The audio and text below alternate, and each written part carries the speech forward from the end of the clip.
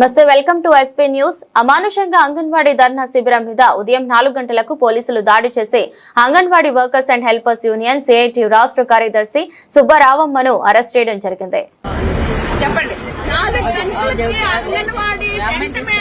దాడి చేసి ఆడవాళ్ళని చూడకుండా నిర్దాక్షిణ్యంగా దుశ్శాసన పర్వం ప్రయోగించారు, అరెస్ట్ చేశారు. ఇప్పుడు ఎక్కడ తీసుకెళ్తున్నారో తెలియదు.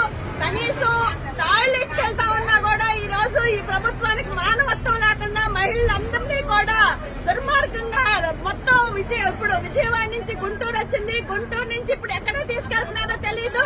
చాలా క్రూరంగా ఈ రోజు అంగన్వాడీ మహిళలు అలిచే పని ప్రభుత్వం చేస్తా ఉంది. తప్పకుండా ఇంతకే అంత రెట్టింపు క్రూరత్వం ఈ ప్రభుత్వం అనుభవిస్తుందని చెప్పేసి అవుతున్నాము. వెంటనే